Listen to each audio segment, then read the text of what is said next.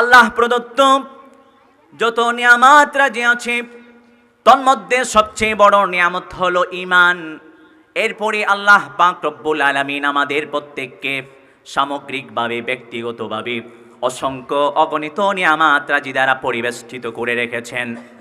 আল্লাহ পাক রব্বুল আলামিন আমাদেরকে যত নিয়ামত রাজি দ্বারা পরিবেষ্টিত করেছেন, সৌভাগ্যমণ্ডিত করেছেন, তন্মধ্য থেকে অন্যতম হলো যৌবনকাল। আল্লাহ পাক রব্বুল আলামিন আমাদেরকে একটি তারুণ্যদীপ্ত শক্তিমত্তার আধার যৌবনকাল প্রদান করেছেন। সুবহানাল্লাহ। আল্লাহ পাক রব্বুল আলামিন কুরআনুল হাকীমের ৩০তম সূরা সূরাতুর রুমের ৫৪তম আয়াতে রব্বুল আলামিন বলেন, আল্লাহুল্লাযী খালাকাকুম মিন দুফিন থুম্মা জাআলা মিন বা'দি দুফিন কুওয়া ثم جعل من بعد قوة ضعفا وشيبة الله أكبر। আল্লাহ পাক রব্বুল আলামিন বলেছেন, আল্লাহ তো তিনি যিনি তোমাদেরকে দুর্বল অবস্থায় সৃজন করেছেন, সৃষ্টি করেছেন। দুর্বলতার পরে তারুণ্যদীপ্ত শক্তিমত্তার আধার যৌবনকাল প্রদান করেন, আবার যৌবনের পরে পৌরাত্য এবং বার্ধক্য প্রদান করেন। আমরা জানি মানুষের জীবনের আয়ুষ্কালের মাঝে আয়ুচক্রের মধ্যে 5টি স্তর আছে। কয়টি স্তর? আয়ুচক্রের কয়টি স্তর? 5টি স্তর। 1 নাম্বার হলো শৈশবকাল, 2 নাম্বার হলো বলেন কৈশোরকাল, 3 নাম্বার যৌবনকাল, চতুর্থত পৌরাত্য এবং পঞ্চমত হলো বার্ধক্য। বিজ্ঞ উপস্থাপক উম্মাহর শ্রেষ্ঠ সন্তান হযরত উলামা ইকরাম, শ্রদ্ধাস্পদ মুরব্বিয়ান আযম, স্নেহস্পদ ব্রাদন ইসলাম, দূর দূরান্ত থেকে আগত ধর্মপ্রাণ তৌহিদি জনতা, প্রাণাধিক প্রিয় শিক্ষিত সমাজ, সুধী সমাজ, শ্রমিক বন্ধুগণ, ব্যবসায়িক বন্ধুগণ, সরকারি বেসরকারি সর্বস্তরের দায়িত্বশীল বৃন্দ, পর্দার আড়ালে থাকা সম্মানিতা শ্রদ্ধাস্পদা পর্দানশীলা মা ও বোনেরা, স্নেহের ছোট ভাইয়েরা, সর্বোপরি আমাকে যারা শুনছেন, আলোচনার প্রারম্ভনায় সূচনায় সকলকে জানায় হৃদ্দিক আন্তরিক মুবারকবাদ উষ্ণ অভিনন্দন। সর্বপ্রথম সেই মহিয়ান গরিয়ান রব্বুল আলামিনের সমীপে কৃতজ্ঞতা জ্ঞাপন করছি, শুকরিয়া আদায় করছি, যিনি আমাদেরকে পার্থিব সকল ব্যস্ততা থেকে মুক্ত করে সলাতুল আয়শা সুষ্ঠু সুন্দরভাবে সুসম্পন্ন করবার পরে এ কোরআনী বাগান জান্নাতি উদ্যানে একত্রিত হয়ে কোরআন সুন্নাহ ভিত্তিক আলোচনা শ্রবণ এবং উপস্থাপনের তৌফিক দান করেছেন। আমাদেরকে সুস্থ রেখেছেন, ভালো রেখেছেন, অসংখ্য অগণিত নিয়ামত দ্বারা আমাদেরকে পরিবেষ্টিত করে রেখেছেন। সেই মহিয়ান গরিয়ান রব্বুল আলামিনের জন্য অন্তরে অন্তঃস্থল থেকে সমুচ্চ স্বরে তারও শেখানো পদ্ধতি অনুসারে একবার কালিমাতুশ শুকর আদায় করে বলছি আলহামদুলিল্লাহ। যে রব আমাদেরকে ভালো রেখেছেন, সুস্থ রেখেছেন, আজকের এই কোরআনী বাগানে একত্রিত হয়ে কোরআন সুন্নাহ ভিত্তিক আলোচনা শ্রবণের তৌফিক দান করেছেন, অসংখ্য অগণিত নিয়ামত রাজি দ্বারা আমাদেরকে পরিবেষ্টিত করে রেখেছেন, সেই রবের জন্য দেহের সবটুকু শক্তিকে একত্রিত করে মুখ উজাট করে দিয়ে মুখ খুলে আবারও কালিমাতুশ শুকর আদায় করে বলছি আলহামদুলিল্লাহ। সম্মানিত সুধী, কর্তৃপক্ষ একটি বিষয় বেঁধে দিয়েছে। বিষয়টি অত্যন্ত গুরুত্বপূর্ণ। বিষয়টি হচ্ছে যুব সমাজের অধঃপতনের কারণ ও প্রতিকার। আল্লাহর কাছে দোয়া করছি, প্রত্যাশা করছি তিনি যেন কোরআন সুন্নাহ ভিত্তিক কিছু সহিহ শুদ্ধ কথা বলার তৌফিক দান করেন। বলুন আমিন। ওয়ামা তাওফীকি ইল্লা বিল্লাহ আলাইহি তাওয়াক্কালতু ইলাইহি উনীব সুবহানাকা লা ইলমা লানা ইল্লা মা আল্লামতানা ইন্নাকা আনতাল আলীমুল হাকীম। প্রিয় হাজরিন, আমরা সবাই মুসলমান, আমরা সবাই ইসলাম ধর্ম লালন করি, পালন করি। ইসলাম ধর্ম লালন পালন করতে পেরে আমরা নিজেদের মাঝে স্বস্তি প্রশান্তি অনুভব করি।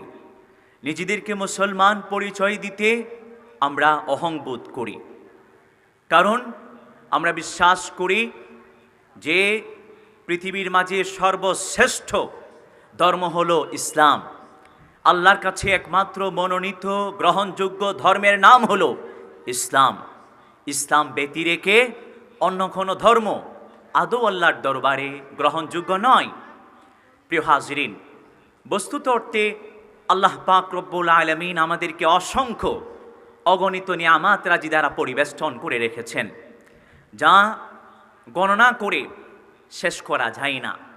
আল্লাহ পাক রব্বুল আলামিন সূরাতু ইব্রাহিমের মধ্যে বলেছেন, ওয়া ইন তাউদ্দু নি'মাতাল্লাহি লা তুহসুহা ইন্নাল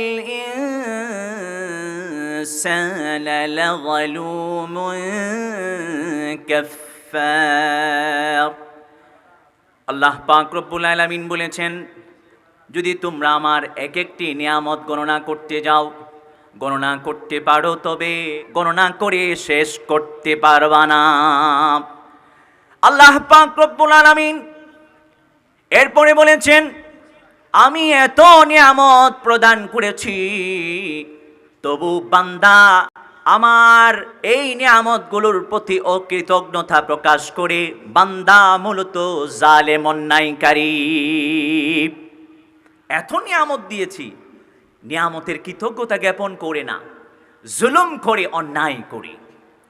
প্রিয় হাজরিন, আল্লাহ প্রদত্ত অসংখ্য অগণিত নিয়ামত রাজির মাঝে সবচেয়ে বড় নিয়ামত হচ্ছে আল্লাহ পাক রব্বুল আলামিন আমাদেরকে সর্বোৎকৃষ্ট সর্বশ্রেষ্ঠ নিয়ামত ঈমান নসিব করেছেন। সুবহানাল্লাহ। সেজন্য সেই রবের জন্য অন্তরে অন্তঃস্থল থেকে আবারও কৃতজ্ঞতা জ্ঞাপন করছি, আলহামদুলিল্লাহ। ঈমান কত বড় নিয়ামত জানেন? আপনি আমি যতই ভালো কাজ করি না কেন, যদি আমাদের ঈমান না থাকে, আমাদের ভালো কাজগুলো আল্লাহর দরবারে কবুল হবে না। অবশ্যই যে কোনো ইবাদত, পুণ্যময় কাজ আল্লাহর কাছে কবুল হবার জন্য ঈমান শর্ত। ভাইয়েরা আমার, আল্লাহ পাক রব্বুল আলামিন সূরাতুন নূরে বলেছেন, ওয়াল্লাযীনা কাফারু আ'মালুহুম কাসারাবিন বিকিআতিন ইয়াহসাবুহুল যামআনু মাআ। যারা কাফের আছে, মুশরিক আছে, পত্তলিক আছে, নাস্তিক, মুরতাদ আছে, তারা মনে করে আমরা অনেক অনেক পুণ্যময় কাজ করি, মনে হয় আমরা আল্লাহর প্রিয় বান্দা বা গডের প্রিয় উপাসনাকারী। আল্লাহ বলেন, না না, আমার দরবারে যে কোনো ইবাদত বন্দেগী কবুল হবার জন্য ঈমান শর্ত। যারা কাফের, মুশরিক, পত্তলিক, নাস্তিক, মুরতাদ আছে, তারা যতই ভালো কাজ করুক না কেন, তাদের পুণ্যময় কাজগুলো আল্লাহর দরবারে কবুল হয় না। আল্লাহ পাক রব্বুল আলামিন আরো বলেছেন, তাদের পুণ্যময় কাজগুলোর প্রতিদান যদি আমি চাই তাদেরকে পার্থিব জীবনে প্রদান করে দেব, কিন্তু তাদের কর্মকাণ্ডের পুণ্যময় কাজগুলোর দৃষ্টান্ত হলো মরীচিকার নেই।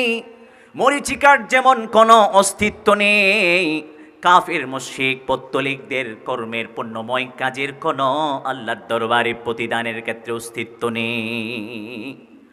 ঈমান এত বড় নিয়ামত, ঈমান এনেছেন, আপনি বেশি পুণ্যময় কাজ করতে পারেননি, আমলে সলেহ যথাযথভাবে করতে পারেননি, আপনি মৃত্যুবরণ করবার পরে প্রাথমিক জাহান্নামের শাস্তি ভোগ করলেও একদিন একদিন জান্নাতে যেতে পারবেন। قال النبي صلى الله عليه وسلم من قال لا إله إلا الله دخل الجنة।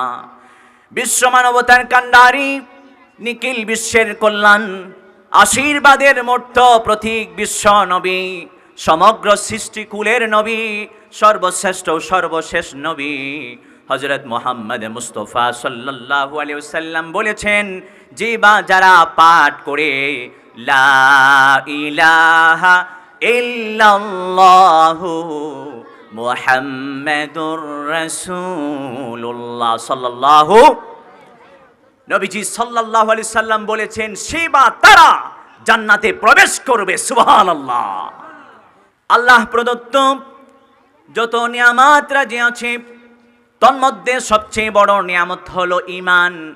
এরপরে আল্লাহ পাক রব্বুল আলামিন আমাদের প্রত্যেককে সামগ্রিকভাবে, ব্যক্তিগতভাবে অসংখ্য অগণিত নিয়ামত রাজি দ্বারা পরিবেষ্টিত করে রেখেছেন। আল্লাহ পাক রব্বুল আলামিন আমাদেরকে যত নিয়ামত রাজি দ্বারা পরিবেষ্টিত করেছেন, সৌভাগ্যমণ্ডিত করেছেন, তন্মধ্য থেকে অন্যতম হলো যৌবনকাল। আল্লাহ পাক রব্বুল আলামিন আমাদেরকে একটি তারুণ্যদীপ্ত শক্তিমত্তার আধার যৌবনকাল প্রদান করেছেন। সুবহানাল্লাহ। আল্লাহ পাক রব্বুল আলামিন কুরআনুল হাকীমের ৩০তম সূরা সূরাতুর রুমের ৫৪তম আয়াতে রব্বুল আলামিন বলেন, আল্লাহুল্লাযী খালাকাকুম মিন দুফিন থুম্মা জাআলা মিন বা'দি দুফিন কুওয়া ثم جعل من بعد قوة ضعفا وشيبة। الله أكبر। আল্লাহ পাক রব্বুল আলামিন বলেছেন, আল্লাহ তো তিনি যিনি তোমাদেরকে দুর্বল অবস্থায় সৃজন করেছেন, সৃষ্টি করেছেন। দুর্বলতার পরে তারুণ্যদীপ্ত শক্তিমত্তার আধার যৌবনকাল প্রদান করেন। আবার যৌবনের পরে পৌরাত্য এবং বার্ধক্য প্রদান করেন। আমরা জানি মানুষের জীবনে আয়ুষ্কালের মাঝে, আয়ুচক্রের মধ্যে 5টি স্তর আছে। কয়টি স্তর? আয়ুচক্রের কয়টি স্তর? 5টি স্তর। 1 নাম্বার হলো শৈশবকাল, 2 নাম্বার হলো বলেন কৈশোরকাল, 3 নাম্বার যৌবনকাল, চতুর্থত পৌরাত্য এবং পঞ্চমত হলো বার্ধক্য। আল্লাহ পাক রব্বুল আলামিন খুবই বড় চালাকি করলেন। সুবহানাল্লাহ বলেন। আমরা স্বর্ণ, চাঁদি এগুলো খুবই দামি জিনিস, এজন্য কি করি? মুড়িয়ে রাখি। আল্লাহ পাক রব্বুল আলামিন কি করলেন? 4টি দুর্বলতম সময় সীমার পরিবেষ্টনীতে যৌবনকালকে আল্লাহ পাক রব্বুল আলামিন মুড়িয়ে রেখেছেন। সুবহানাল্লাহ। আল্লাহ পাক রব্বুল আলামিন বোঝাতে চান, আমি তোমাদেরকে দুর্বলতার পরে শক্তিমত্তার আধার তারুণ্যদীপ্ত যৌবনকাল প্রদান করে থাকি, এরপরে আবার দুর্বলতা দিয়ে দিই। এই নিয়ামতকে বোঝানোর জন্য আমি প্রদত্ত এটি হলো বড় একটি নিয়ামত, তোমরা এটি বুঝো না। এটি কত বড় নিয়ামত! যাদেরকে আল্লাহ পাক রব্বুল আলামিন যৌবনকাল প্রদান করেছেন, এই যৌবনের যে শক্তি, যেই প্রাণচঞ্চলতা, যেই উদ্যমতা, যেই সাহসিকতা থাকে বৃদ্ধকালে থাকে নাকি? অবশ্যই না। যৌবনকালে এনার্জি থাকে, স্পিরিট থাকে, সাহসিকতা থাকে, শক্তিমত্তা থাকে, প্রাণচঞ্চলতা থাকে। আবার যে সমস্ত যুবকরা শিক্ষা দীক্ষা অর্জন করে তাদের নানাবিধ সম্ভাবনা, যোগ্যতা, দক্ষতা, বৈচিত্র্যময় মেধা এবং তাদের থাকে অভিজ্ঞতা, এগুলোকে কাজে লাগিয়ে যে কোনো যুব শক্তি যদি ইচ্ছা করে কোনো সমাজকে পরিবর্তন করতে, সময়ের দেরি, সমাজ পরিবর্তন হতে দেরি হয় না। রাসূল সাল্লাল্লাহু আলাইহি ওয়াসাল্লাম সেজন্য যুবকদেরকে খুব বেশি ভালোবাসতেন। যুবকরা যদি তাদের যেই এনার্জি, যেই স্পিরিট, যেই শক্তিমত্তা, যেই যোগ্যতা এবং দক্ষতা, অভিজ্ঞতা, এগুলোকে যদি তারা কোনো দেশের পক্ষে খাটায়, কোনো দশের পক্ষে খাটায়, তাহলে সেই দেশ ইসলামী রাষ্ট্রে রূপান্তরিত হতে সময় লাগে না।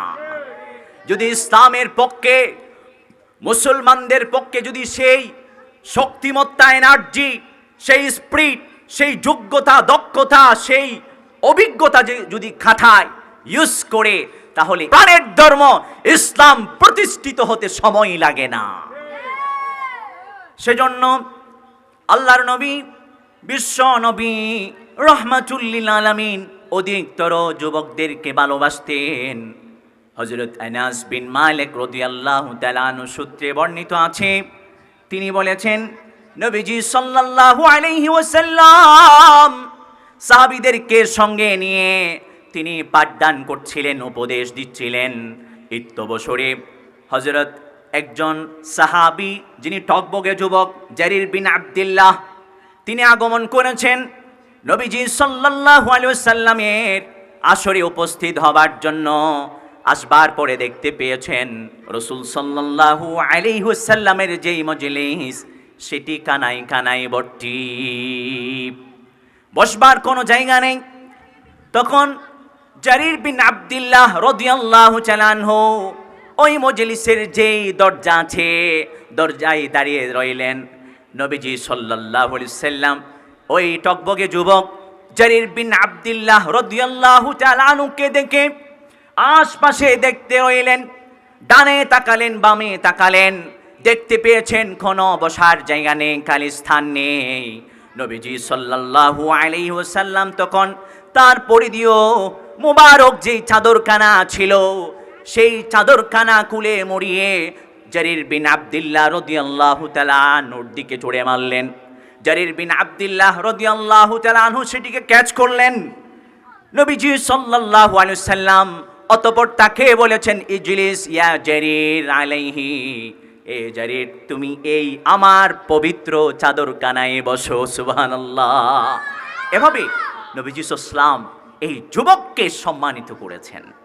জারির বিন আব্দুল্লাহ রাদিয়াল্লাহু তাআলা আনহু আল্লাহর নবীর প্রিয় সাহাবী, তিনি তো সেথায় বসলেন না, বরং যতক্ষণ পর্যন্ত আলোচনা চলেছে ওই চাদরখানাকে বুকে ধারণ করে মুখে বারবার তিনি চুম্বন করছিলেন।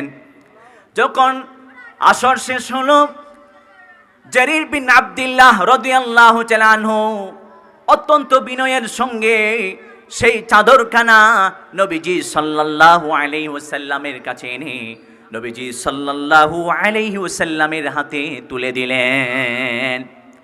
অতঃপর জারির বিন আব্দুল্লাহ রাদিয়াল্লাহু তাআলা আনহু নবীজি সাল্লাল্লাহু আলাইহি ওয়াসাল্লামকে বলেছেন, ইয়া নবিয়াল্লাহি ওয়া ইয়া হাবিবাল্লাহ, আপনি আমাকে সম্মানিত করেছেন, আল্লাহ আপনাকে সম্মানিত করুক। আপনি আমি যুবককে সম্মানিত করেছেন, সমীহ করেছেন, আল্লাহ আপনার সম্মানকে দিয়েছে, আরো বাড়িয়ে দিয়ে বলুন আমিন। ভাইরা আমার, মুআজ বিন জাবাল রাদিয়াল্লাহু তাআলা আনহু একজন টকবগে যুবক।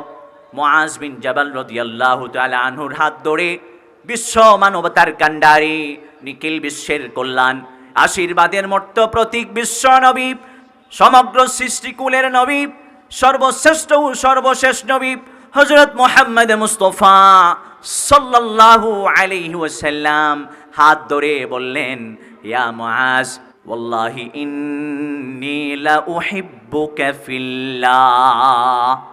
হে টকবগে যুবক মুআজ বিন জাবাল, আমি আল্লাহর শপথ কেটে, কসম কেটে বলছি, হে মুআজ, আমি তোমাকে আল্লাহর জন্য ভালোবাসি।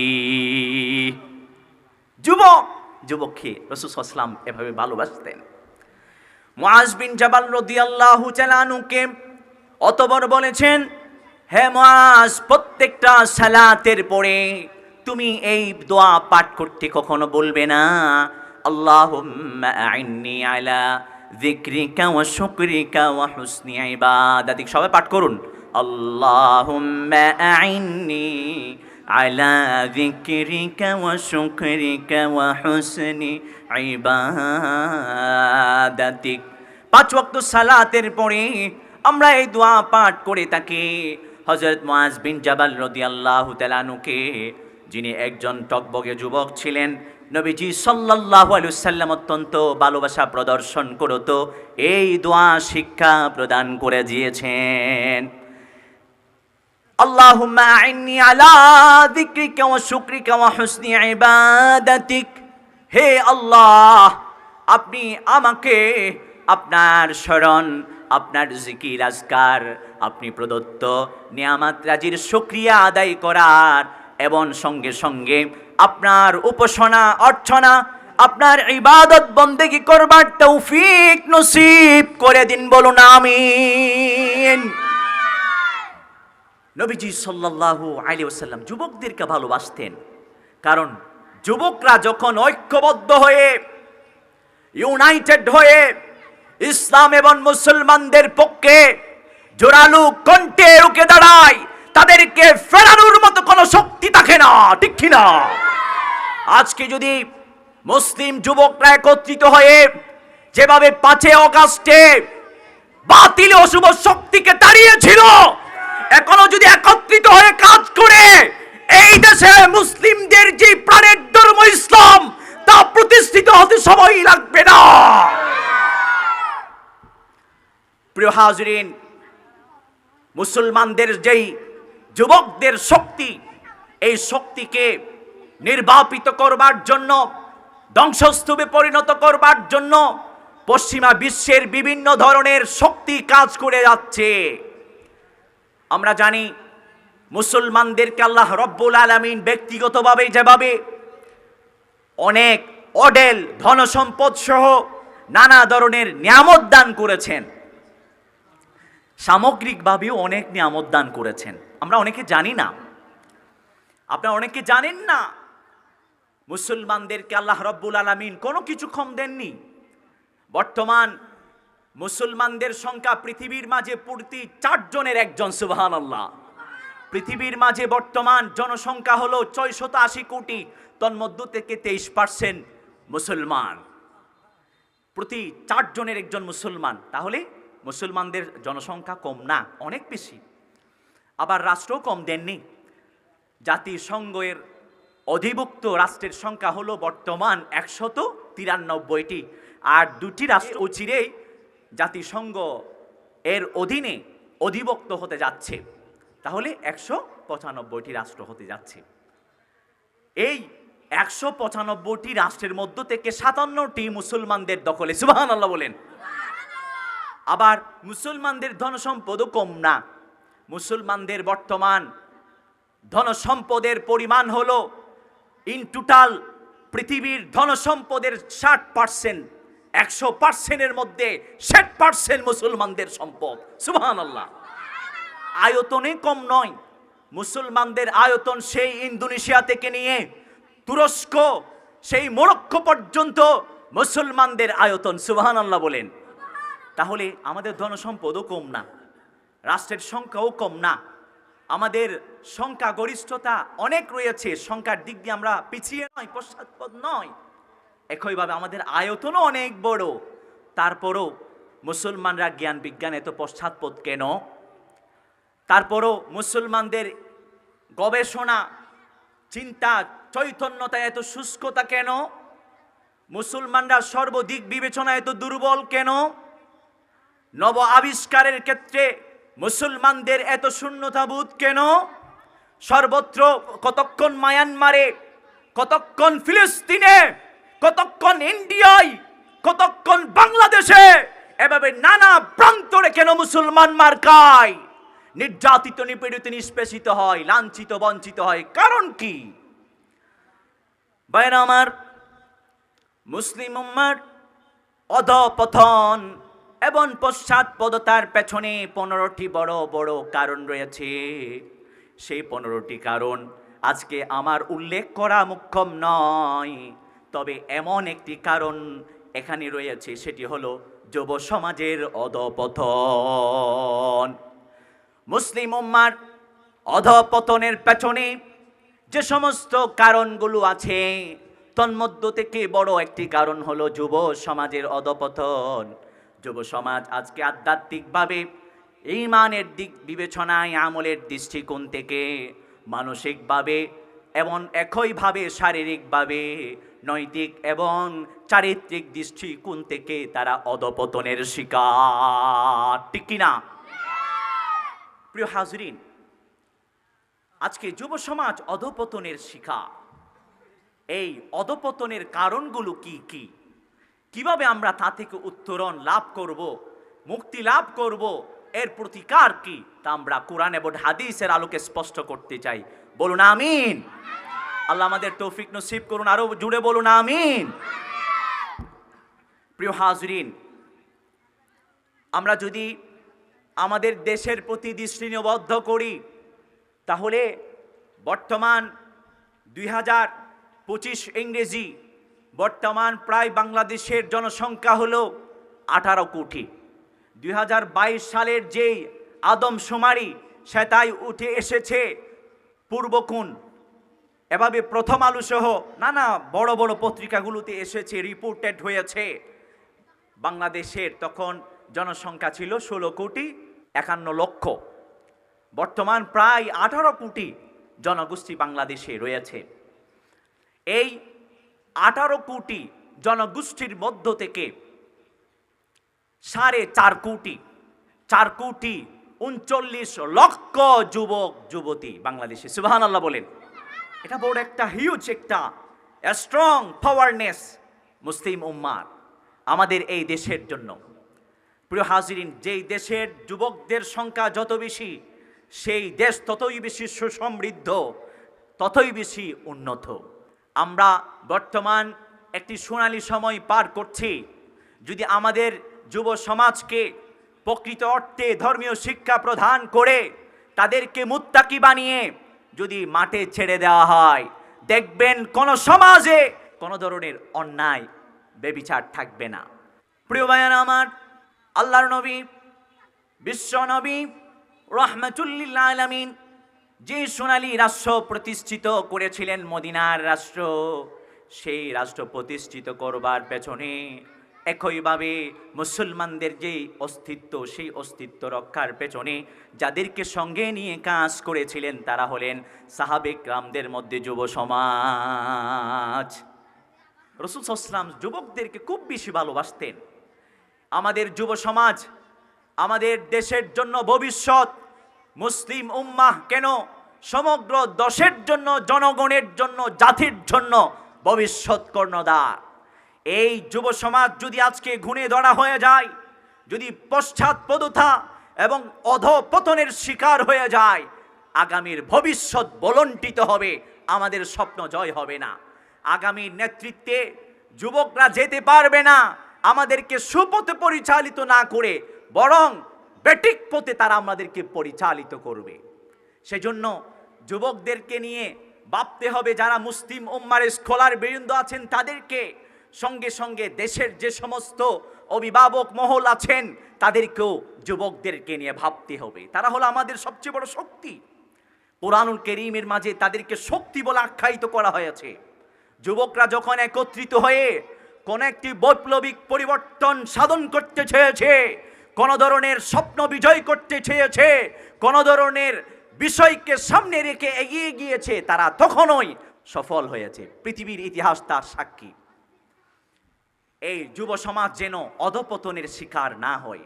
প্রিয় ভাইয়েরা আমার, খুব ভালোভাবে মনে রাখবেন, আমাদের যুব সমাজ আজকে অধঃপতনের অথলে তলিয়ে যাবার পেছনে বেশ কিছু কারণ আছে। তন্মধ্য থেকে অন্যতম হলো আজকে আমাদের যুব সমাজ অবহেলার পাত্র। তাদেরকে নিয়ে ভাবার কেউ নেই, বা বাবার থাকলেও তারা স্পর্ধা প্রদর্শন করে, তারা কারো কথাই কান দেয় না। অহমিকা। আল্লাহ তো তাদেরকে শক্তি বলে আখ্যায়িত করেছেন। শরীরে বল আছে তো, শক্তি আছে তো, ধরু বাত বনসাইজুম দিল্লি অবু না, অবু না হদ্দি, অবু না। আল্লাহ পাক রব্বুল আলামিন শিশু বলেন, কিশোর বলেন, যুবক বলেন, পৌর বলেন, যারা বৃদ্ধ বয়োজ্যেষ্ঠ আছেন তাদেরকে সহ সবার জন্য, সর্বস্তরের মানুষের জন্য কোরআন এবং সুন্নাহ প্রদান করেছেন। কোরআন এবং সুন্নাহকে আমাদেরকে ফলো করতে হবে। হে যুবক, খুব ভালোভাবে মনে রাখবে, তোমাদের হাতে আগামীর ভবিষ্যৎ, তোমরা জাতির স্বপ্ন যদি তোমরা গুণে ধরা হয়ে যাও, তাহলে আমাদের এই দেশ দশ এবং আমাদের ইসলাম বুলন্ডিত হয়ে যাবে। তোমাদেরকে তাকওয়া ধারণ করতে হবে, তরবিয়ত গ্রহণ করতে হবে, ইসলামী শিক্ষা দীক্ষা তোমাদেরকে অর্জন করতে হবে। প্রিয় ভাইয়েরা আমার, আমাদের মুসলিম উম্মার যে সমস্ত যুব শক্তি আছে তাদের অধপতনের বিশেষ একটি দিক হলো তারা আধ্যাত্মিকভাবে অধপতিত। তাদের ঈমান আকীদা বিশ্বাস ঠিক নেই, কারণ হলো ধর্মীয় শিক্ষা নাই, তো প্রকৃত জ্ঞান নেই, যে যখন যেটা বলে সেটিকে বিশ্বাস করে বসে। আমাদের যুব সমাজের অধিকাংশের ঈমান ঠিক নেই, ঈমানের মধ্যে বেজাল আছে, শিরিক আছে। এটি হলো যুব সমাজের অধপতনের পেছনে সবচেয়ে বড় একটি কারণ। আল্লাহ পাক রব্বুল আলামিন কুরআনুল হাকীমের মাঝে বলেছেন, কুনতুম খায়রা উম্মাতিন উখরিজাত লিন-নাস تأمرون بالمعروف وتنهون عن المنكر وتؤمنون بالله। আল্লাহ পাক রব্বুল আলামিন বলেছেন, তোমরাই সর্বোৎকৃষ্ট জাতি, তোমাদের শ্রেষ্ঠত্বের পেছনে আমি 4টি শর্ত যুক্ত করে দিচ্ছি। 4টি শর্তের মধ্য থেকে একটি বিশেষ শর্ত হলো ঈমান। ওয়া তুমিনুনা বিল্লাহ, তোমরা যদি সর্বোৎকৃষ্ট সর্বশ্রেষ্ঠ জাতি হতে চাও, অবশ্যই তোমাদেরকে পরিপূর্ণরূপে মুমিন হতে হবে। ঈমানে কোনো ধরনের ভেজাল থাকতে পারবে না। আল্লাহ পাক রব্বুল আলামিন সূরাতু আলী ইমরানের মাঝে আরো বলেছেন, ওয়ালা তাহিনু ওয়ালা তাহজানু ওয়া আনতুমুল আ'লাউনা ইন কুনতুম মুমিনিন। তোমরা ভেঙে পড়ো না, তোমরা চিন্তিত হয়ো না, তোমরা বাড়াক্রান্ত হয়ো না, তোমরাই জিতবে যদি তোমরা প্রকৃত অর্থে মুমিন হতে পারো। তোমরা যদি প্রকৃত অর্থে মুমিন হয়ে থাকো, তোমরাই বিজয়ী হবে, তোমরাই জিতবা। আল্লাহ পাক রব্বুল আলামিন উক্ত আয়াতের মধ্যে যেন বুঝাতে চেয়েছেন, যদি তোমরা বিজয় অর্জন করতে চাও, যদি সাফল্য অর্জন করতে চাও, তাহলে তোমাদের অবশ্যই ঈমানকে কাটি করতে হবে। ঈমানে শিরিক থাকতে পারবে না। শিরিক যত ধরনের হোক না কেন, আল্লাহর জাতের ক্ষেত্রে হোক, আল্লাহর অস্তিত্বের ক্ষেত্রে হোক, আল্লাহর রুবুবিয়ত, উলুহিয়ত, আসমা সিফাত, অথবা আল্লাহ পাক রব্বুল আলামিন যে একমাত্র বিধান দাতা এবং বিধান প্রণেতা, এই বিষয়ে আপনি যদি আল্লাহ ব্যতিরেকে অন্য কাউকে বিধান দাতা বিধান প্রণেতা মনে করেন, তাহলে আপনি শিরিক করলেন। আল্লাহর কোনো কিছুর ক্ষেত্রে শিরিক করা যাবে না। আল্লাহ পাক রব্বুল আলামিন সমুদয় পাপ রাশি ক্ষমা করে দিতে পারেন যদি তিনি চান, কিন্তু আল্লাহ পাক রব্বুল আলামিন শিরকি গুনাহ কখনো ক্ষমা করবেন না। আল্লাহ পাক রব্বুল আলামিন কুরআনুল কারীমের মাঝে সুস্পষ্ট রূপে বলেছেন, ইন্নাল্লাহা লা ইয়াগফিরু আন ইউশরাকা বিহি ওয়া ইয়াগফিরু মা দুনা যালিকা লিমান ইয়াশা। আল্লাহ পাক রব্বুল আলামিন বলেছেন, যেই ব্যক্তি শিরকের উপর মৃত্যুবরণ করবে, আল্লাহ পাক রব্বুল আলামিন তাকে কখনো ক্ষমা করবেন না। শিরিক ব্যতিরেকে অন্যান্য যত পাপ রাশি আছে, পাপ পঙ্কিলতা আছে, আল্লাহ যদি চান তাহলে তিনি ক্ষমা করে দিতে পারেন। যদি শিরিক করে থাকেন, হে আমার যুবক, আল্লাহর কাছে কায়মনোবাক্যে অনুতপ্ত হয়ে অনুসূচিত হয়ে তওবা করুন, ক্ষমা করে দেওয়ার জন্য যিনি প্রস্তুত আছেন তিনি কে? আমাদের মুসলিম উম্মার যুব সমাজের অধপতনের পেছনে আরেকটি বড় কারণ হলো, আমাদের যুব সমাজ ইবাদত বন্দেগীর ক্ষেত্রে তারা চিন্তা করে না ইবাদত কেবলমাত্র শুধুমাত্র আল্লাহরই করতে হয়। ইবাদত বন্দেগী হলো আল্লাহর হক। এই হক আদায়ের ক্ষেত্রে, ইবাদত বন্দেগী পালনের ক্ষেত্রে শিরিক করা যায় না। মুআজ বিন জাবাল রাদিয়াল্লাহু তাআলা আনহু সূত্রে বর্ণিত আছে, তিনি বলেছেন, রাসূল সাল্লাল্লাহু আলাইহি ওয়াসাল্লাম এবং আমি উফাই নামক গাদার উপরে রাসূল সাল্লাল্লাহু আলাইহি ওয়াসাল্লামের পেছনে আমি উপবিষ্ট ছিলাম। বছরে নবীজি সাল্লাল্লাহু আলাইহি ওয়াসাল্লাম আমাকে প্রশ্ন করে চললেন, ইয়া মুআজ, হে মুআজ, আতাদরি মা হাক্কুল্লাহি আলাল ইবাদি ওয়া মা হাক্কুল ইবাদি আলাল্লাহ? হে মুআজ, তুমি জানো নাকি আল্লাহর হক বান্দার উপরে কি, বান্দার হক আল্লাহর উপরে কি? সাহাবায়ে কেরামের চিরাচরিত অভ্যাস অনুপাতে তিনি বলেছেন, আল্লাহু ওয়া রাসূলুহু আ'লামু। ইয়া নবী আল্লাহি ওয়া ইয়া হাবিব আল্লাহ, আপনি যেই বিষয়ে প্রশ্ন করে ছুড়েছেন সেই বিষয়ে আমার জ্ঞান নেই। যদি আপনি বলতেন নবীজি সাল্লাল্লাহু আলাইহি ওয়াসাল্লাম তখন বলেছেন, ইন্না হাক্কাল্লাহি আলাল ইবাদি আন ইয়াবুদুহু ওয়া লা ইউশরিকু বিহি শাইআ। আল্লাহর হক বান্দার উপর হলো বান্দা শিরিক মুক্তভাবে আল্লাহর ইবাদত বندگی করা। আল্লাহর হক কয়টা তাহলে? একজনও শুনতেছেন না? শেষ করে দিই, শেষ করে দিব? শুনতেছেন, বুঝতেছেন? আমাদেরকে বুঝার তৌফিক নসিব করুন, বলুন আমিন। আল্লাহর হক হলো শুধুমাত্র একটা। কয়টা? একটা, শিরিক মুক্তভাবে আল্লাহর ইবাদত করা। রাসূল সাল্লাল্লাহু আলাইহি ওয়াসাল্লাম এরপরে বলেছেন, বান্দার হক আল্লাহর উপরে হলো বান্দা যখন ইযা ফাআলু যালিকা আল্লা ইউআযিবাহুম, বান্দা যখন শিরিক মুক্তভাবে আল্লাহর ইবাদত করবে, উপাসনা করবে, বান্দাকে সকল ধরনের আযাব গজব থেকে পরিত্রাণ দিয়ে জান্নাতে প্রবিষ্ট করিয়ে দেয়া। সুবহানাল্লাহ। প্রিয় ভাইয়েরা আমার, আমাদের যুব সমাজ ইবাদত বন্দেগীর ক্ষেত্রে শিরিক করেন। শিরিক করা যাবে না। আমাদের মুসলিম উম্মার মাঝে আমরা অনেকে আছি, আমরা লা ইলাহা ইল্লাল্লাহ মুহাম্মাদুর রাসূলুল্লাহ সাল্লাল্লাহু আলাইহি ওয়াসাল্লাম বলে ঈমান এনেছি, কিন্তু শিরিক করি। আমরা অনেকে শিরিক করি। আল্লাহ পাক রব্বুল আলামিন বলেছেন, মিনহুমুল মুমিনুনা ওয়া আকসারুহুমুল ফাসিকুন। তাদের কত ঈমান আনয়ন করেছে, মুমিন বিশ্বাসী, কিন্তু অধিকাংশই ফাসিক, মুশরিক, পথলিক। কাজেই বোঝাই যাচ্ছে ঈমান আনবার পরেও শিরিক অনেকে করে।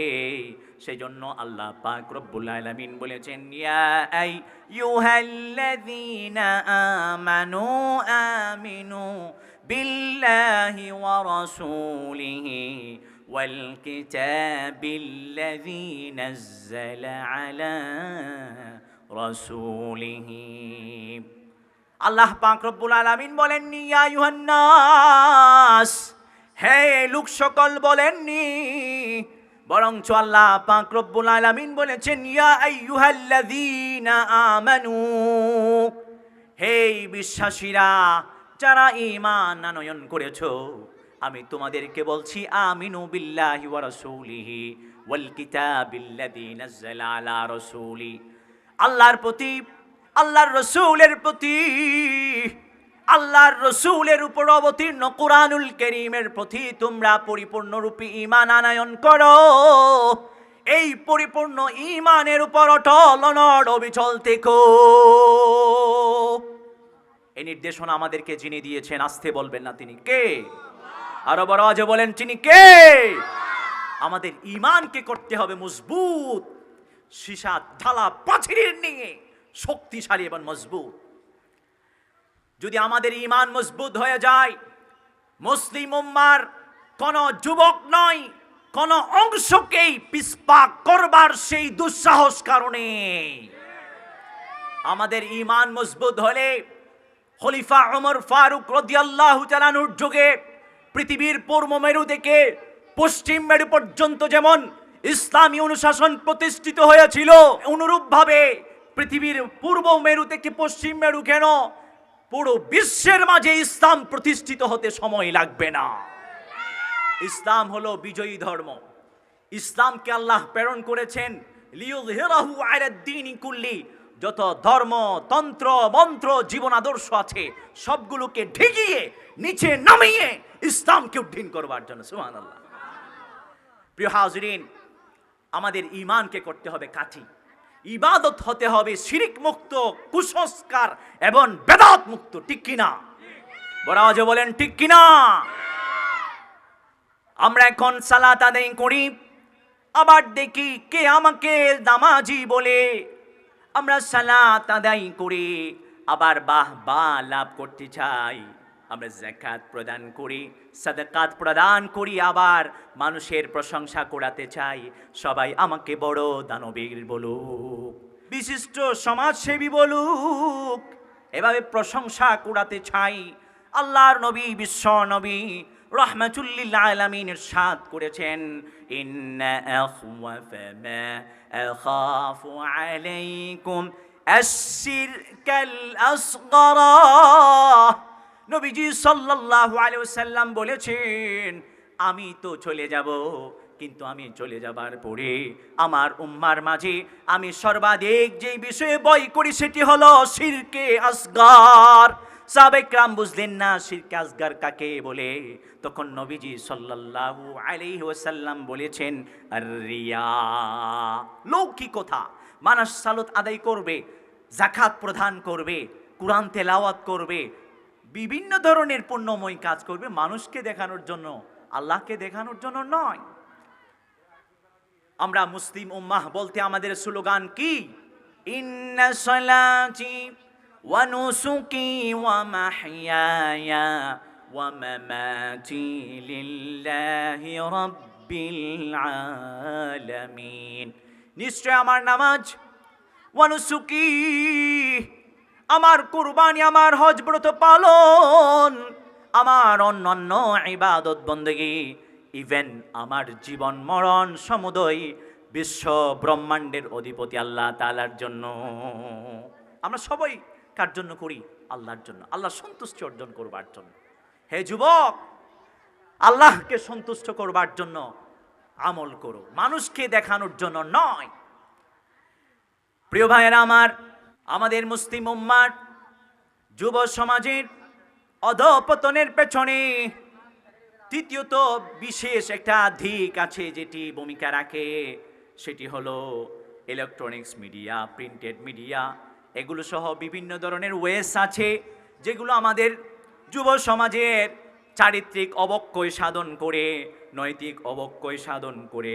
মনে রাখবেন, আমাদের যুব সমাজকে অধঃপতনের অতলে তলিয়ে দেবার জন্য, ধ্বংসস্তূপে পরিণত করবার জন্য বিশ্বের বিভিন্ন আমাদের শত্রুরা উঁত পেতে আছে। কিভাবে মুসলমানদের শক্তিকে, মুসলমানদের যুব সমাজের শক্তিকে বুলন্ডিত করা যায়। মুসলিম উম্মার যুব সমাজের অধঃপতনের পেছনে চারিত্রিকভাবে, নৈতিকভাবে ধ্বংসস্তূপে পরিণত হবার পেছনে বড় একটি কারণ হলো সঙ্গদোষ। সদসঙ্গ স্বর্গবাস, অসদসঙ্গ সর্বনাশ।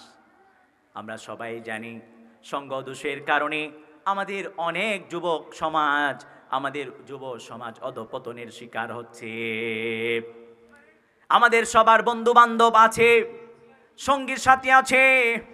হে যুবক, মনে রাখবে, তুমি এমন বন্ধু নির্বাচন করবে যেই বন্ধু খুদা বিরু আল্লাহকে ভয় করেন, যেই কাজই করুন না কেন সর্বাবস্থায় আল্লাহর অস্তিত্বকে, শক্তিমত্তাকে, আল্লাহর রাজত্বের কথাকে সবসময় অনুভব করে চলেন।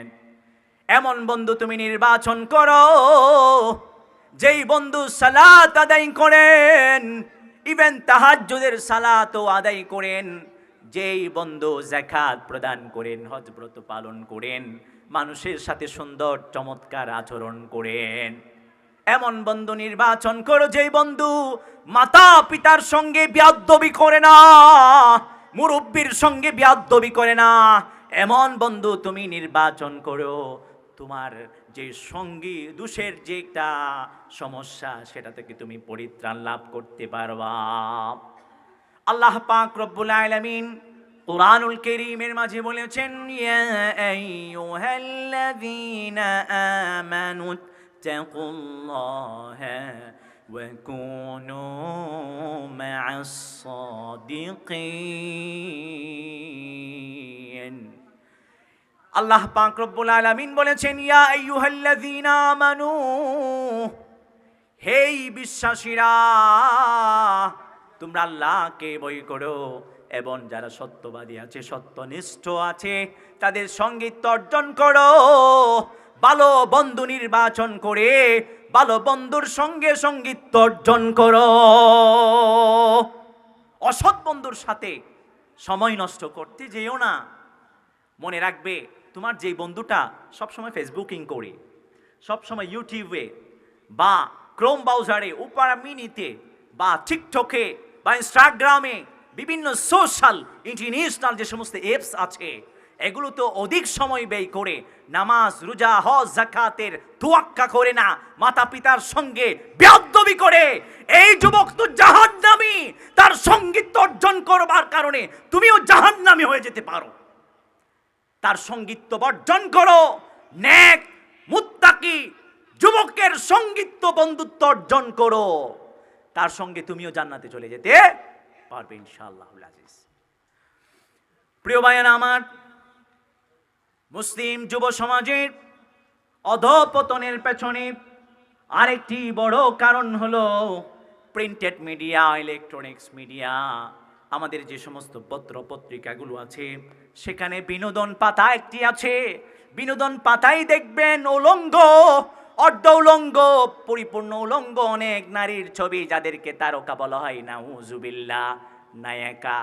তাদের দেখলে যুবকরা কিভাবে সহ্য করবেন বলেন তো?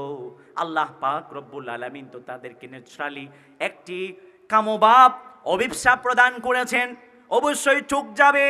সেজন্য দেশের যে সমস্ত অভিভাবক মহল আছে, যদি যুবকদেরকে ধ্বংসস্তূপ থেকে রক্ষা করতে চাও, তোমাদেরকে অবশ্যই এগুলো পরিহার করতে হবে, এগুলোর বিরুদ্ধে বলিষ্ঠ কণ্ঠ উচ্চারণ করতে হবে। ইলেকট্রনিক্স মিডিয়া, ইলেকট্রনিক্স মিডিয়া তো আমাদের হাতে নেই। পশ্চিমা বিশ্ব উৎপাদন, আপলোডিং, উৎপাদন আমরা যেটাকে বলি, সেটা মিডিয়ার ভাষায় এটা হলো আপলোডিং।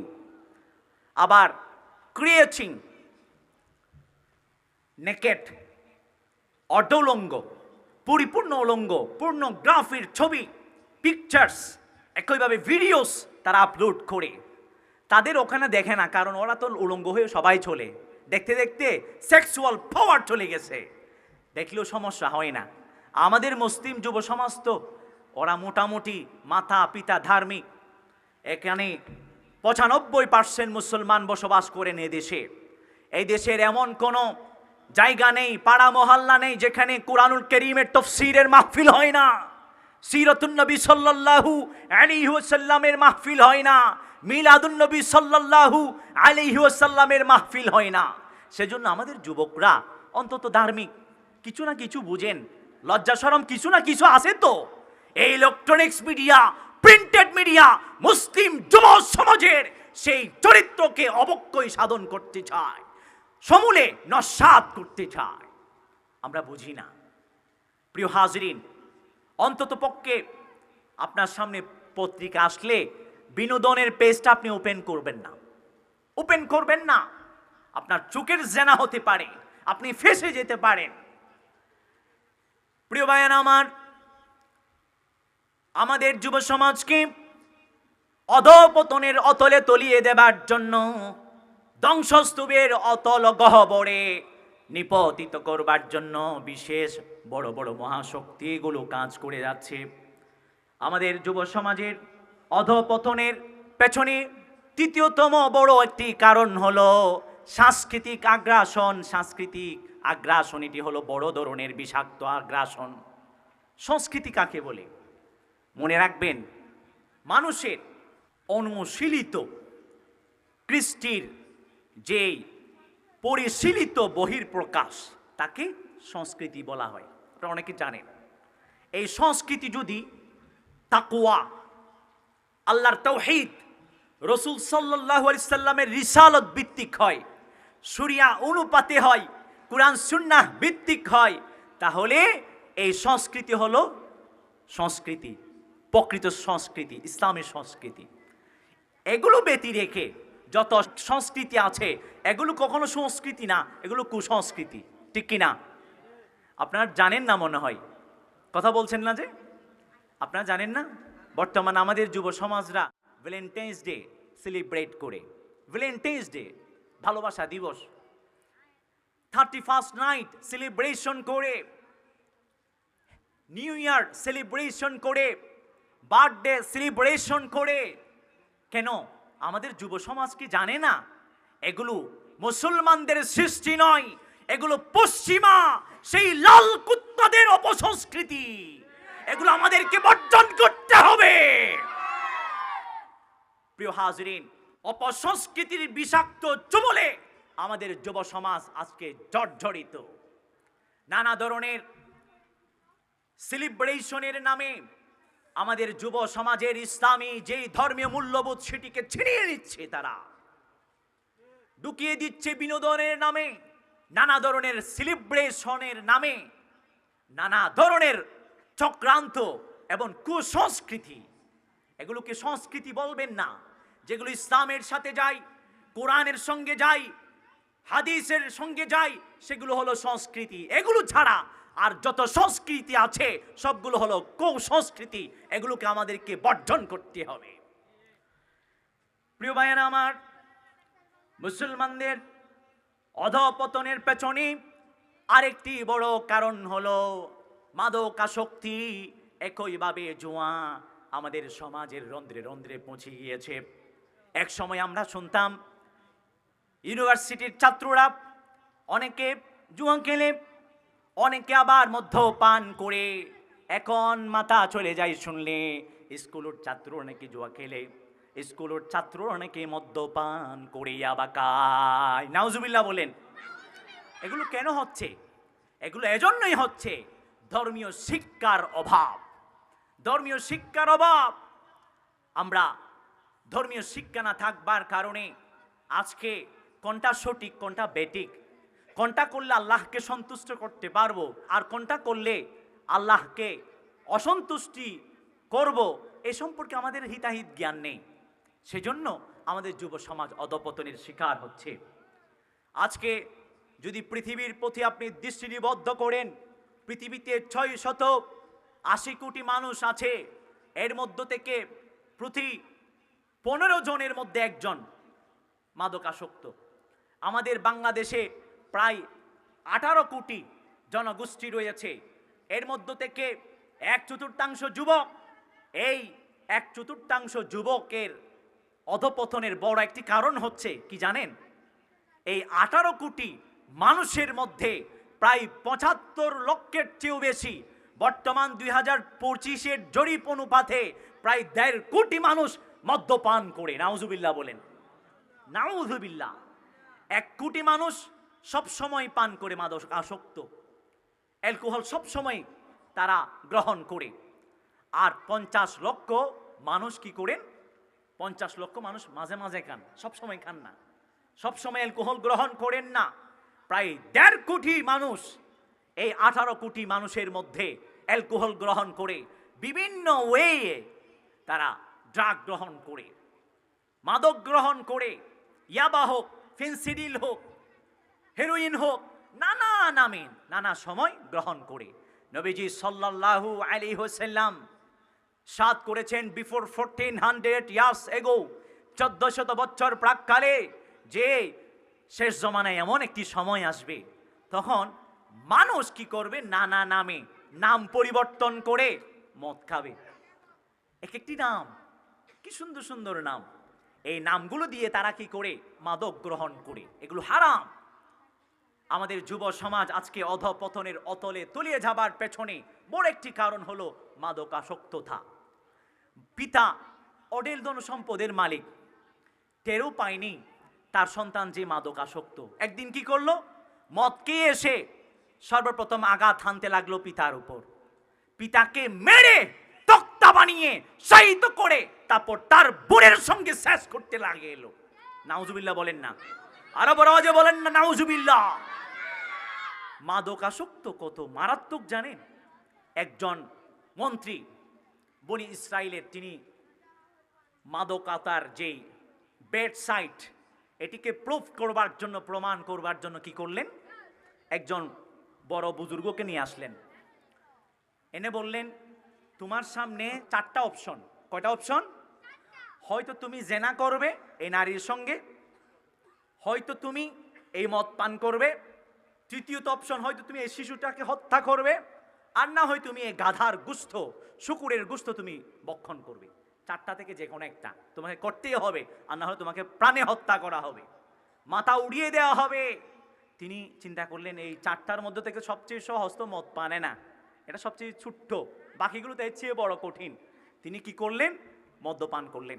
নাউজুবিল্লাহি মিন যালিক। মদ্যপান করবার পরে সর্বপ্রথম তিনি কি করলেন? ওই যে নারী দাঁড়ানো ছিল, নারীটিকে সেক্স করবার জন্য তিনি প্রস্তুত করে ফেললেন। সেক্স করবেন তিনি, নাউজুবিল্লাহ। আমি শব্দগুলো ইংরেজিতে এই জন্য বলছি যেন বড়রা বুঝেন, ছোটরা যেন না বুঝেন। সেক্স করবার জন্য প্রস্তুত করে ফেললেন। এদিকে ছোট্ট শিশুটা কান্নাকাটি করতেছে, এগুলো কি হতে যাচ্ছে, সেজন্য তাকে হত্যা করে দিলেন। অতঃপর তার এনার্জির প্রয়োজন আছে না, শুকরের গোশত ভক্ষণ করতে শুরু করলেন। একটা মাত্র মদ্যপান করেছে, আরো 3টি বড় বড় পাপের সঙ্গে সে জড়িত হয়ে গিয়েছে।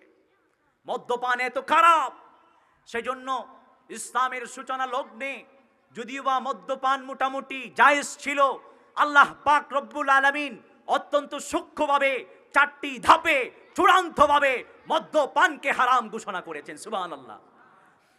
আল্লাহ পাক রব্বুল আলামিন কোরআনুল কারীমের মাঝে বলেছেন, ইয়া আইয়ুহাল্লাযীনা আমানু ইন্নামাল খামরু ওয়াল মাইসিরু ওয়াল আনসাবু ওয়াল আজলামু রিজসুম মিন আমালিস শাইতানি ফাজতানিবুহু লাআল্লাকুম তুফলিহুন।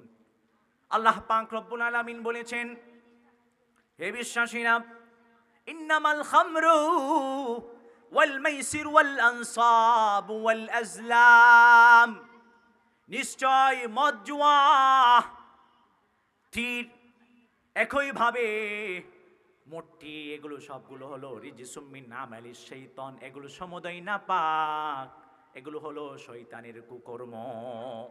আল্লাহ পাক রব্বুল আলামিন এগুলোকে চূড়ান্তভাবে হারাম ঘোষণা করেছেন।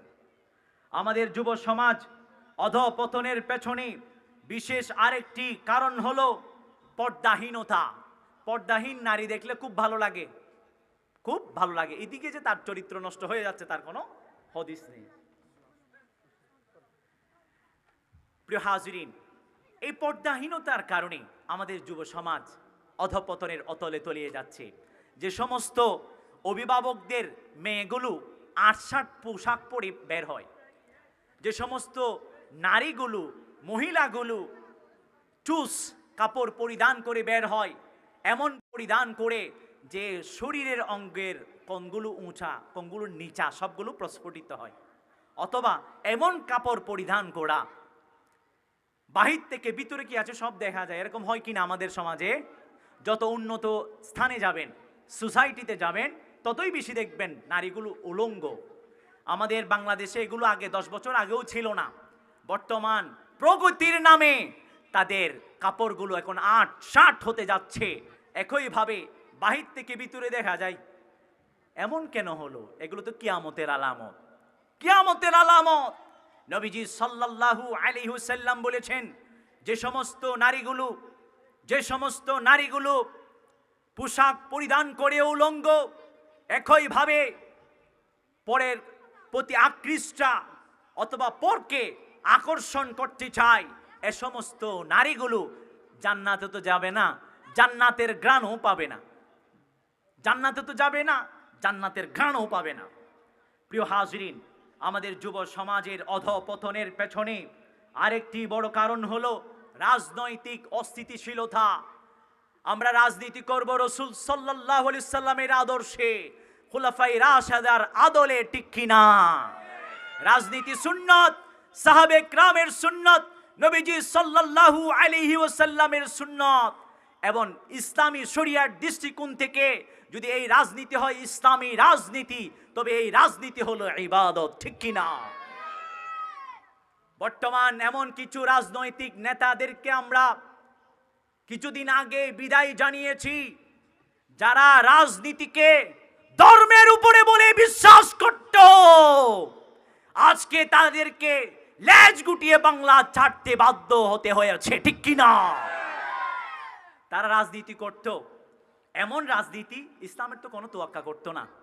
যদি তাদের দলের বিরুদ্ধে কোনো একটা কথা যেত, সে চাই একজন বড় বক্তা ইসলামিক স্কলার হোক, তার কলার ধরতে সে প্রস্তুত হয়ে যেত। আল্লাহ পাক রব্বুল আলামিন যে অধঃপতনের অথলে তলিয়ে দিতে পারেন, প্রতিশোধ গ্রহণ করতে পারেন, নস্যাৎ করতে পারেন, তা প্রমাণ করে দিয়েছেন, ঠিক কিনা? মাত্র 40 থেকে 42 মিনিট আগেও জানতেন না তাকে যে পলায়ন করতে হবে। যিনি সবকিছু পারেন তিনি হলেন, কেউ যেটা পারে না পারেন যিনি, তিনি হলেন। আমাদের যুব সমাজের অধঃপতনের পেছনে আরেকটি বড় কারণ হলো ত্রুটিযুক্ত শিক্ষা ব্যবস্থা। বর্তমান আমরা জানি দুই ধরনের শিক্ষা ব্যবস্থা প্রচলিত আছে, একটি হলো ধর্মীয় শিক্ষা, আরেকটি হলো জাগতিক শিক্ষা। আপনারা জানেন জেনারেল লেভেলে যারা স্টাডি করেন, পড়াশোনা করেন, জাগতিক শিক্ষা প্রদান করা হয় স্কুল, কলেজ, ইউনিভার্সিটিগুলোতে। ধর্মীয় শিক্ষা প্রদান করা হয় মাদ্রাসাগুলোতে, চাই আলিয়া হোক বা কওমি হোক, যেমনই হোক, মোটামুটি পরিপূর্ণরূপে ধর্মীয় শিক্ষা প্রদান করা হয় মাদ্রাসাগুলোতে। আর স্কুল, কলেজ, ইউনিভার্সিটিগুলোতে ধর্মীয় শিক্ষার লেশমাত্রও নেই। সামান্য চিটে ফাঁড়া থাকলে এগুলোকে মানুষ গুরুত্বও দেয় না, কারণ মার্ক হলো বিষও না, বিষের মার্কও না। আমরা তো সামনে বাংলাদেশ সরকারের কাছে সবিনয় আবেদন করব, স্কুল, কলেজ, ইউনিভার্সিটিগুলোতে অবশ্যই ধর্মীয় শিক্ষা বাধ্যতামূলক করতে হবে, ঠিক কিনা? ধর্মীয় শিক্ষা যখন সুনিশ্চিত হয়ে যাবে, ফলে তাদের মাঝে তাকওয়ার বীজ বপিত হবে, আস্তে আস্তে তাদের পরিবর্তনে সমাজ পরিবর্তন হয়ে যাবে।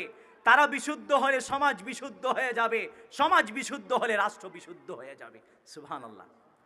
আমাদের যুব সমাজ অধঃপতনের পেছনে আরেকটি বড় কারণ হলো প্রশাসনিক দুর্বলতা। প্রশাসন উপরের নির্দেশে আসে, উপস্থিত হয়, যখন ভিতরে 10-20 হাজার টাকা ঢুকাই দেয়, 1 লাখ টাকা ঢুকাই দেয়, আস্তে আসসালামু আলাইকুম স্যার। এগুলো কি প্রশাসন? ইসলামী প্রশাসন হবে ছোট বড়, সাদা কালোর কোনো পার্থক্য থাকবে না, ইসলামী অনুশাসন প্রতিষ্ঠিত হবে। ইসলামী শাসন হচ্ছে আইনের চোখে সবাই সমান, ইকুয়াল, এভরিওয়ান ইজ ইকুয়াল, সবাই সমান। রাসূল সাল্লাল্লাহু আলাইহি ওয়াসাল্লাম দেখলেন বনু মখজুমিয়া গোত্রের একজন নারী চুরিবৃত্তে ধরা পড়ল। সাহাবীদের মাঝে কানাঘুষা শুরু হয়ে গেল, কিরে, ইসলামী শাসন অনুপাতে তো এখন হস্তকর্তন করে দেওয়া হবে। চতুর্দিকে হয়তো বিরূপ প্রতিক্রিয়া, বৈরী প্রভাব ছড়িয়ে পড়তে পারে।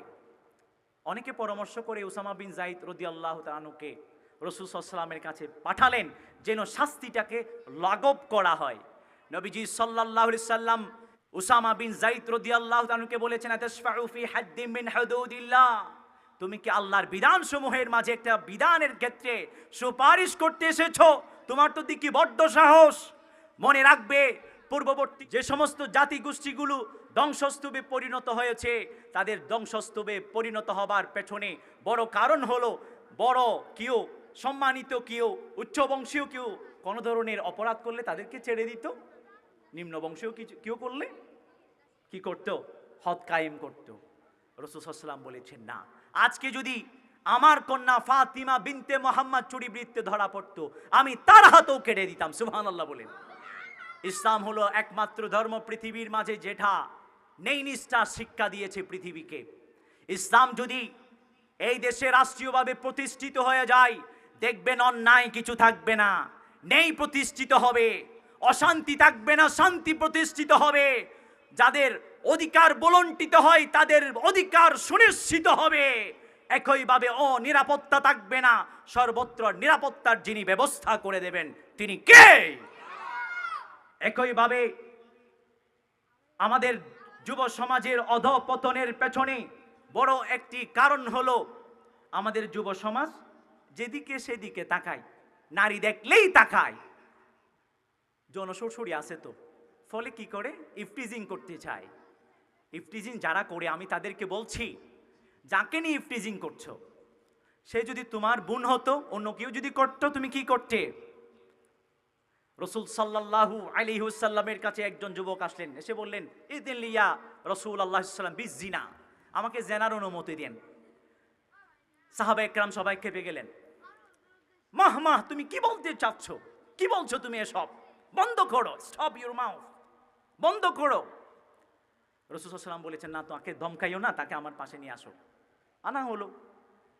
রসুল সাল্লাম তাকে অত্যন্ত যৌক্তিকতার মাধ্যমে তাকে বুঝালেন, তুমি যার সঙ্গে জেনা করবে এটা তো কারো মেয়ে হতে পারে, কারো মাতা হতে পারে, কারো চাচি হতে পারে, কারো ফুফি হতে পারে, কারো বোন হতে পারে।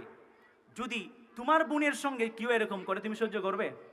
তোমার মেয়ের সাথে, তোমার মার সাথে, তোমার ফুফির সাথে, তোমার চাচির সাথে, মামির সাথে, তাহলে তুমি আরেকজনের এভাবে নারী নিয়ে এভাবে যে ক্রীড়া কৌতুক করো, খেলা করো, তুমি এটা কোন ধরনের অযৌক্তিকতা? আরেকজনেরটা সহ্য করো না, নিজেরটা কিভাবে সহ্য করো? নিজেরটা সহ্য করো না, আরেকজনেরটা কিভাবে সহ্য করো তুমি? প্রিয় হাজরিন, এভাবে যৌক্তিকতার মাধ্যমে রাসূল সাল্লাল্লাহু আলাইহি ওয়াসাল্লাম তাকে বারণ করেছেন এবং তার জন্য দোয়া করে দিয়েছেন। আল্লাহ পাক রব্বুল আলামিন তাকে কিয়ামত অবধি, মৃত্যু অবধি যেন এভাবে পাপপঙ্কিলতা, অন্যায় থেকে যেন হেফাজত করেন, মৃত্যু অবধি আর কখনো এ ধরনের কথা সে আর বলেনি। প্রিয় হাজরিন, আমাদের যুব সমাজের নৈতিক অধঃপতন এবং চারিত্রিক অবক্ষয় সাধনের পেছনে বড় একটি কারণ হলো আমরা পারিবারিকভাবে অনেক সময় সচেতন নই। আমাদের যুব সমাজকে লিড করার ক্ষেত্রে আমরা সচেতনতার ভূমিকা রাখি না। মাতা পিতা মনে করি আমাদের সন্তান খুব ভালো, কিন্তু আপনি তো জানেন না, রাতের আধারে সে পর্নোগ্রাফির ছবি দেখে, ভিডিও ওয়াচ করে, আপনি জানেন না। আপনি তাকে তদারকির মধ্যে রাখুন। আপনার সন্তান যদি বারবার এভাবে সেক্সুয়াল যে সমস্ত পর্নোগ্রাফিগুলো আছে এগুলোতে যদি আসক্ত হয়ে যায়, সময় যাবে না সে তার অন্য কোনো বোন কেন নিজের বোনের উপর আক্রমণ করতে পারে। তাকে আপনি বারণ করুন, তদারকিতে রাখুন। প্রিয় হাজরিন, যে সমস্ত যুবকগুলো তোমরা পর্নোগ্রাফিতে আসক্ত, আমার নাম্বার নিয়ে রাখিও, আমি তোমাদেরকে ভালো সলিউশন দেব। জুমার নামাজের পরে দেখি 40-50 জন দাঁড়াই থাকেন যুবক, তারা বিভিন্ন সমস্যার সম্মুখীন। আমি বিভিন্ন সময় আমার যদ্দূর সাধ্য আছে তাদেরকে বোঝাবার জন্য চেষ্টা করি। প্রিয় হাজরিন, অনেকেই ফিরে এসেছেন। যদি কেউ পর্নোগ্রাফিতে আসক্ত হয়ে থাকো, আমাকে ফোন দেবা, ইনশাল্লাহ ভালো সলিউশন পাবা। প্রিয় হাজরিন, আমাদের যুব সমাজ অধঃপতনের আরেকটি বড় দিক হলো মানসিকভাবে তারা অধঃপতিত। আমাদের বর্তমান জনসংখ্যার মাঝে প্রায় 25,90,000 বেকার। বেকারত্বের কারণে অনেক সময় অন্যায় পন্থা অবলম্বন করে অন্যায় পথে পা বাড়ায়। প্রিয় হাজরিন, মানসিকভাবে তুমি ভেঙে পড়ো না। ওয়ালা তাহিনু ওয়ালা তাহজানু ওয়া আনতুমুল আ'লাউন ইন কুনতুম মুমিনিন। আল্লাহ পাক রব্বুল আলামিন হযরত আব্দুল্লাহ ইবনে আব্বাস রাদিয়াল্লাহু তাআলাকে বলেছেন, ইয়া গুলাম, হে তরুণ, ওয়াল্লিমুকা কালিমাতিন, আমি তোমাকে কিছু বিষয় শিক্ষা দিচ্ছি, খুব মনোযোগ সহকারে এগুলো শ্রবণ করো, এগুলোকে ধারণ করবার জন্য চেষ্টা করো। ইহফাজিল্লাহ ইয়াহফাজুকা, আল্লাহর অধিকার তুমি হেফাজত করো, আল্লাহ তোমার অধিকার হেফাজত করবেন। ইহফাজিল্লাহ তাজিদহু তুজাহাকা, তুমি আল্লাহর অধিকার হেফাজত করো, আল্লাহ পাক রব্বুল আলামিনের সাহায্য তুমি সামনে দেখতে পাবে। নবীজি সাল্লাল্লাহু আলাইহি ওয়াসাল্লাম অতঃপর বলেছেন, হে আব্দুল্লাহ ইবনে আব্বাস, ইযা সালতা ফাসআলিল্লাহ, যখন তোমার কোনো কিছু চাওয়ার প্রয়োজন হয়, চাইবে একজন সত্তার কাছে, আসতে বলবেন না তিনি কে। ওয়া ইযা ইসতানতা ফাসতাইন বিল্লাহ, যখন তোমার সাহায্যের প্রয়োজন হয় আল্লাহর কাছে সাহায্য চাও। মনে রাখবে, যদি পৃথিবীর সমগ্র মানব মণ্ডলী তোমার কোন একটা কল্যাণ সাধন করবার জন্য একত্রিত হয়, তোমার সেটুকুই কল্যাণ করতে পারবে যেটুকু তকদির আল্লাহ লিখে রেখেছেন। সবাই একত্রিত হয়ে তোমার যদি কোনো ধরনের অকল্যাণ সাধন করতে চায়, ক্ষতি করতে চায়, সেটুকু করতে পারবে যেটুকু তোমার বিরুদ্ধে আল্লাহ তকদিরে লিখে রেখেছেন। রুফিআতিল আকরাম ওয়া জাফফাতিস সুহুফ। আমি আর দীর্ঘ করছি না। আমাদের যুব সমাজ অধঃপতনের পেছনে আরেকটি বড় দিক রয়েছে। আমাদের যুব সমাজ পর্নোগ্রাফিতে আসক্ত, ফলে শরীর ভেঙে যায়, শরীর ভেঙে যায়। অথবা অবৈধ রিলেশনশিপে আবদ্ধ পরনারী অবৈধ নারীর সাথে অবৈধভাবে কথা বলে পরে কি করে হস্তমৈথুন করে, মাস্টারবেশন করে, পর্নোগ্রাফি দেখে ওয়াচ করে নিজের কামভাবকে চরিতার্থ করবার জন্য, অভিপ্সাকে চরিতার্থ করবার জন্য হস্তমৈথুন করে, এগুলো হারাম, চূড়ান্ত রূপে হারাম। প্রিয় হাজরিন, মনে রাখবে এগুলো বাদ দিয়ে রসুল সাল্লাল্লাহু আলাইহি ওয়াসাল্লাম এবং সাহাবে কেরামের সুন্নাহকে ফলো করো। রসুল সাল্লাল্লাহু আলাইহি ওয়াসাল্লাম সবচেয়ে বড় মার্শাল আর্টের ট্রেনার ছিলেন। সাহাবে কেরাম মার্শাল আর্ট শিখতেন, জিম করতেন, শারীরিক শক্তি সঞ্চয় করতেন। ওয়াইদ্দু লাহুম মাস্তাতাতুম মিন কুওয়া ওয়া মিন রিবাতিল খাইল তুরহিবুনা বিহি আদুওয়াল্লাহ ওয়া আদুওয়াকুম ওয়া আখারিনা মিন দুনিহিম। তোমরা অবশ্যই শারীরিক, সামরিক সর্বপ্রকারের শক্তি সঞ্চয় করো, তোমাদেরকে রুখাবার কোনো শক্তি থাকবে না। আল্লাহ আমাদের যুব সমাজকে অধপতনের হাত থেকে রক্ষা করুক, বলুন আমিন। আপনাদের উত্তরোত্তর সাফল্য কামনা করছি, সুস্বাস্থ্য কামনা করছি, এই মাহফিলের উত্তরোত্তর সাফল্য কামনা করছি, স্থায়িত্বতা কামনা করছি, আল্লাহর কাছে দোয়া করছি আল্লাহ পাক রব্বুল আলামিন এই মাহফিলকে যারা উপবিষ্ট হয়েছেন, এখানে হাজির হয়েছেন, যারা কথা বলেছেন, সবাইকে কবুল এবং মঞ্জুর করে নিক, বলুন আমিন। আমাদের প্রত্যেকের জন্য জান্নাত ওয়াজিব করে দিন, বলুন আমিন। জাহান্নাম হারাম করে দিন, বলুন আমিন।